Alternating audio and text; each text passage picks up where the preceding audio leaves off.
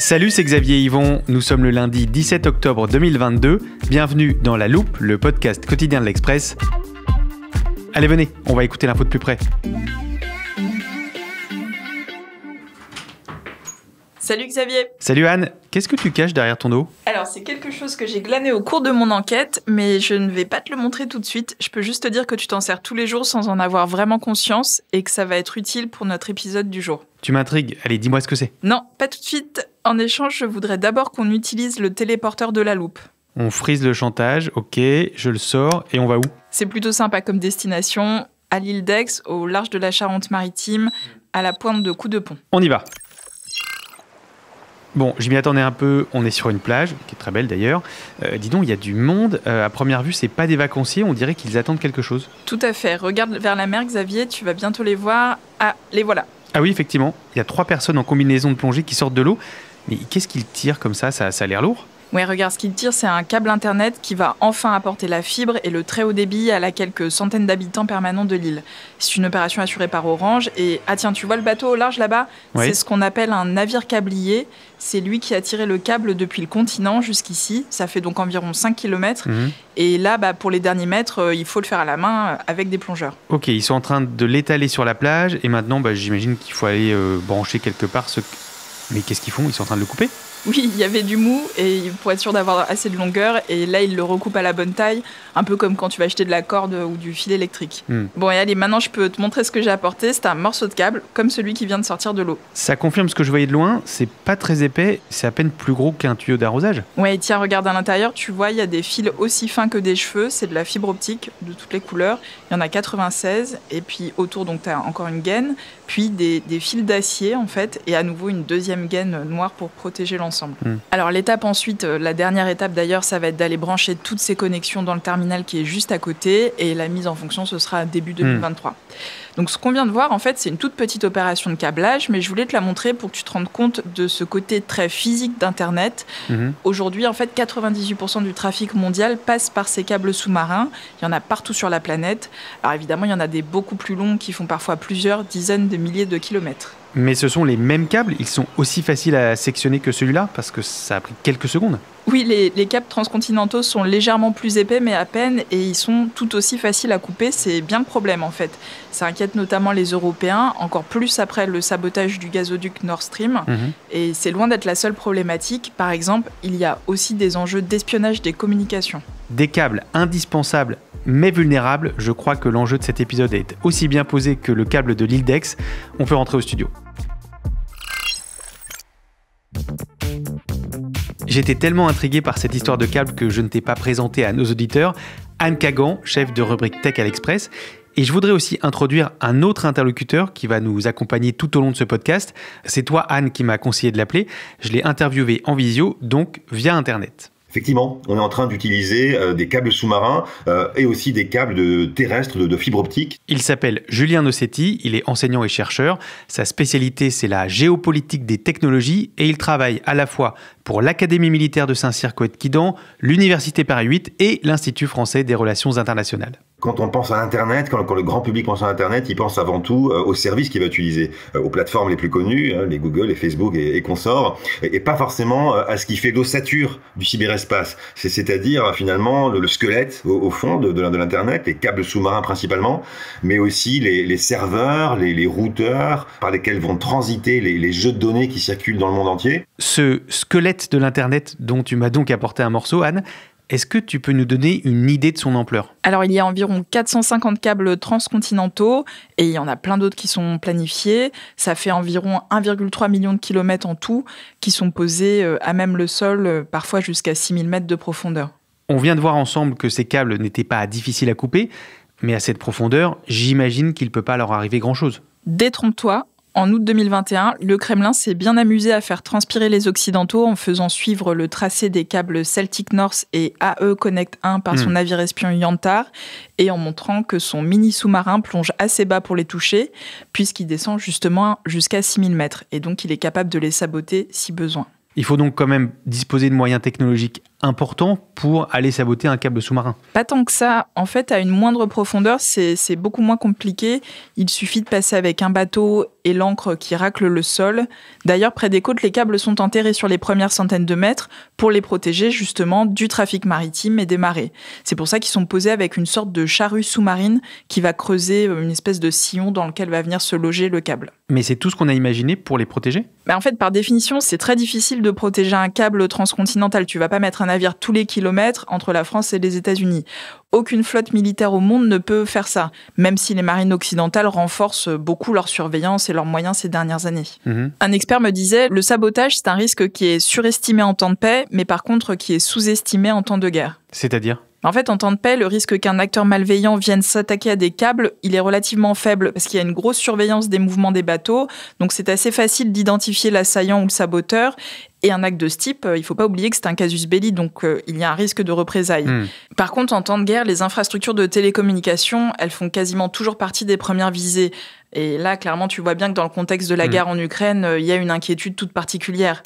Les sabotages sur les gazoducs Nord Stream ont fait l'effet d'un électrochoc pour les institutions européennes qui se doivent désormais de réagir. Gazoducs, oléoducs et câbles sous-marins relient les Européens, citoyens comme entreprises au reste du monde. C'est donc l'intérêt de tous les Européens de mieux protéger ces infrastructures cruciales. Et qu'est-ce qui se passe si un ou plusieurs câbles sont sectionnés? Ça dépend où. Par exemple, aux îles Tonga, ils dépendent d'un seul câble. Donc, l'éruption en début d'année d'un volcan sous-marin, ça a conduit à ce que 100 000 habitants soient quasi coupés du monde. La Somalie et l'Égypte aussi ont eu ce genre de coupure. Et dans l'hypothèse d'un sabotage qui viserait la France? C'est plus compliqué parce qu'on ne dépend pas que d'un seul câble. Il y en a beaucoup sous l'Atlantique entre la France et les États-Unis. Donc, il faudrait en couper plusieurs pour qu'il y ait un vrai blackout. Mais c'est quand même bien là qu'il est le point de vulnérabilité. On a une dépendance très forte à ce réseau transatlantique. Je vais te donner 2 chiffres pour l'illustrer. Il y a 80% des services utilisés par les Européens qui viennent des USA, le cloud, les réseaux sociaux, etc. Et il n'y a pas assez de données conservées en Europe pour que tout ça fonctionne de manière autonome. L'autre chiffre intéressant, c'est le fait qu'il y ait 95% des données qui circulent entre l'Europe et l'Asie qui transitent malgré tout par les États-Unis. Cette dépendance extrême, Julien Nossetti, l'enseignant-chercheur qu'on a entendu tout à l'heure, m'en a aussi parlé. Et il m'a expliqué quelles seraient les conséquences d'un sabotage à grande échelle. Si on coupe l'accès d'un ou plusieurs de ces câbles, vous aurez un impact absolument direct et majeur d'un point de vue social, mais aussi économique. Donc là, pour le coup, en termes financiers, par exemple, les conséquences seraient importantes, avec peut-être des conséquences boursières, par exemple, un effondrement de certaines places boursières européennes, une problématique monétaire aussi avec la chute de l'euro. Donc tout ça serait, je pense, suivi de problématiques très concrètes pour nous, Européens, si un ou plusieurs câbles venaient à être sectionnés. Donc c'est pas seulement l'accès de vous et de moi au service de telle plateforme, mais c'est plus largement, d'un point de vue sociétal et politique, finalement, des conséquences qui nous dépasseraient très largement. Des conséquences qui nous dépasseraient très largement. Voilà une projection inquiétante que n'imaginaient certainement pas les premiers humains à poser des câbles transcontinentaux. Il est temps de plonger non pas dans les profondeurs marines, mais dans le passé.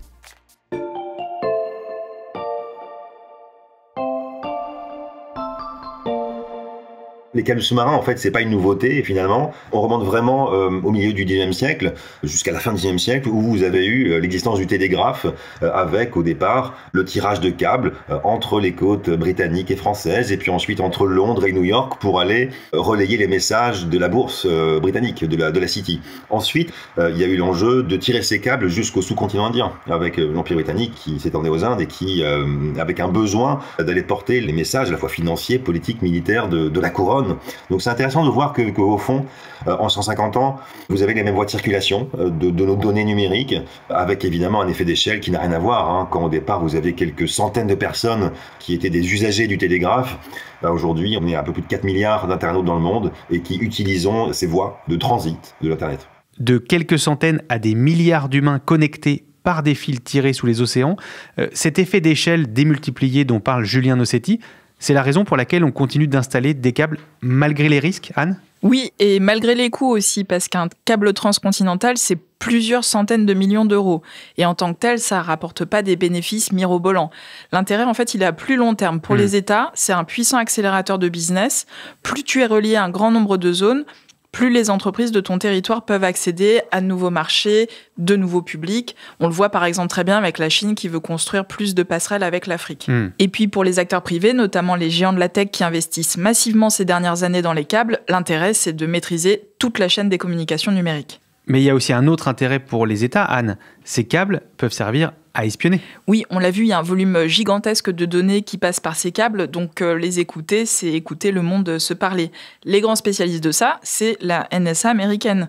En 2013, Snowden a révélé qu'il y avait eu de l'espionnage américain d'un câble qui relie l'Europe, l'Afrique du Nord, le Moyen-Orient et l'Asie du Sud-Est.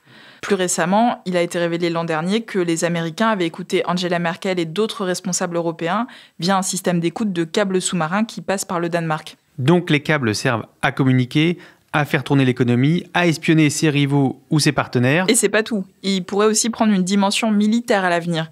Il pourrait être utilisé pour détecter des sous-marins. Et comment ça ? Alors c'est ce que m'expliquait un professionnel câblier. En fait, quand tu regardes le temps de transit des données, si tu aperçois de minuscules modifications de ce temps de transit, ça peut vouloir dire que l'environnement autour du câble a été modifié. Par exemple, par le passage d'un sous-marin. Ce qu'il me disait, c'est que pour le moment, ce ne sont que des recherches, mais si ces recherches aboutissent, ça changerait en fait complètement la nature des câbles sous-marins et ça transformerait leur toile en un réseau de détection géant. Des câbles espionnés devenant eux-mêmes des outils d'espionnage, pas étonnant que toutes les grandes puissances se battent pour être celles qui tirent les fils.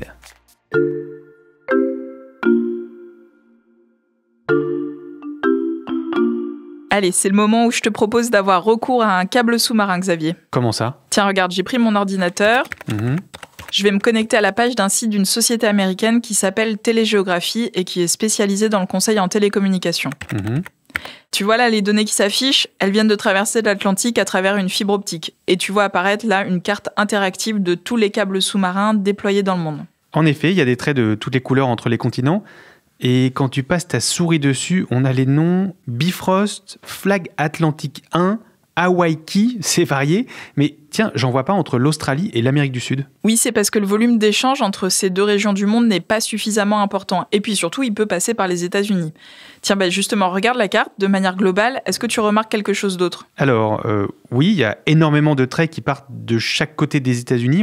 On dirait deux gros faisceaux. Exactement. En fait, ça montre la place des États-Unis dans l'Internet mondial. Ils sont au centre de la toile et ils entendent bien le rester. C'est pour ça qu'ils livrent une bataille à la Chine qui se montre très offensive sur les câbles depuis quelques années. Les Américains ont récemment perdu une bataille avec le câble PIS que tu vois ici en bleu. Oui, je vois, il part de Marseille, donc en France. Il traverse la Méditerranée, il passe par l'Égypte, la mer Rouge. Et le dernier tronçon qui remonte là au Pakistan a été déroulé cet été. Et pourquoi tu dis que ce câble est une défaite américaine ? Parce que c'est la Chine en fait qui est aux manettes de ce projet et que Washington a fait pression pour que les pays impliqués, notamment la France, y renoncent. Ils n'ont pas réussi. On a vu tout à l'heure justement la dépendance de l'Europe aux États-Unis. Donc en fait, pour elle, c'était aussi un moyen de se diversifier. Et pour les États-Unis, c'est une perte d'influence. Et il y a beaucoup de câbles pilotés par les Chinois comme celui-ci ? Il y en a de plus en plus. Rien qu'en 2021, les opérateurs chinois des télécoms détenus par l'État chinois ont beaucoup augmenté leurs investissements. 3 d'entre eux avaient des parts dans 31 nouveaux câbles. Mais les Américains, ils sont quand même efficaces. Grâce à leurs sanctions économiques, ils ont coupé les ailes de Huawei, qui était quand même le champion technologique chinois qui s'affirmait ces dernières années comme un géant du câble. Et puis évidemment, aucun câble chinois n'a le droit d'atterrir aux USA. Et ils ont fait une énorme campagne de lobbying international, un peu comme ce qu'ils ont fait sur les antennes 5G chinoises. Dans cette bataille des câbles, il y a donc la Chine, les États-Unis, mais aussi les géants du numérique. J'ai demandé à Julien Nossetti quel pourrait être leur rôle. Écoute sa réponse. Les États-Unis ont bien compris que finalement l'entrée en lice des Facebook, des Google, des Amazon, des Microsoft sur ce secteur des câbles sous-marins était une opportunité pour essayer à terme de contrôler le leadership américain en matière de câbles et d'infrastructures. Donc finalement il y a une forme de laisser-faire de la part de Washington et puis même d'encouragement notamment à aller dans des eaux très concurrentielles. J'évoquais l'Asie du Sud-Est. Là typiquement c'est vraiment le lieu d'une affirmation de ces plateformes américaines, Facebook et Google en particulier, qui n'hésitent pas à aller défier finalement la Chine assez près de ses côtes, dans des eaux disputées entre la Chine et le Vietnam, l'Indonésie, etc. Donc vous avez de vrais jeux de puissance. Donc c'est pour ça que d'ailleurs dans ces eaux, le risque de section, de sabotage de câbles est bien réel. Cette guerre des câbles sous-marins pourrait donc avoir des conséquences très concrètes. Et ce n'est pas tout, Anne. Selon Julien Nossetti, elle pourrait aboutir aussi à une division pure et simple du cyberespace. Il y a l'idée depuis des années, depuis la rivalité entre l'administration américaine de Trump et puis la Chine, que on assisterait lentement mais sûrement à une forme de découplage technologique, c'est-à-dire de scission d'écosystèmes numériques et technologiques entre d'un côté les États-Unis et leurs partenaires et alliés, notamment européens, et de l'autre côté la Chine et certains de ses partenaires. Et ça, les câbles, ils illustrent, je pense, assez bien cette tendance et ce risque qui est parfois évoqué d'aboutir à deux formes d'Internet. Alors c'est vrai qu'aujourd'hui, c'est peut-être déjà un peu le cas quand on va en Chine où finalement on a accès à une forme d'intranet géant avec des services occidentaux qui ne sont pas disponibles, mais aussi en Russie par ailleurs actuellement. Donc vous avez une tendance quand même à une forme de régionalisation d'Internet qu'on peut évidemment regretter quand on pense à une époque très récente où on pouvait circuler très librement sur Internet. La régionalisation d'Internet, ça ferait un bon titre pour un prochain épisode avec toi, Anne. Merci beaucoup. Tout à fait, ça s'appelle le Splinternet également. On s'en parle très vite. À bientôt, Xavier. Anne Kagan, chef de rubrique Tech à l'Express. Tous tes articles sont à lire sur l'express.fr, accessible sur abonnement numérique. Il ne coûte en ce moment que 99 centimes pour 3 mois. Et Anne, avant de partir, juste une dernière question. Oui. Si jamais des câbles transatlantiques étaient sabotés, est-ce que nos auditeurs pourraient toujours nous écouter ? Alors, ça dépend de la plateforme de podcast, mais ce qu'il faut bien comprendre en tout cas, c'est que votre smartphone, il a beau être sans fil, il est connecté à une board qui est elle-même connectée à un réseau de câbles terrestres, puis de câbles maritimes. Donc potentiellement, un câble coupé, ça peut vous priver d'épisodes de La Loupe. Vous avez entendu, chers auditeurs, pour éviter tout risque, le plus sûr, c'est de télécharger les épisodes de La Loupe que vous n'auriez pas encore écoutés. Et puis pour être sûr de recevoir les prochains, abonnez-vous sur Apple Podcast, Spotify, Castbox ou n'importe quelle plateforme d'écoute. Cet épisode a été monté par Mathias Pengili et réalisé par Jules Cros. Retrouvez-nous demain pour passer un nouveau sujet à La Loupe.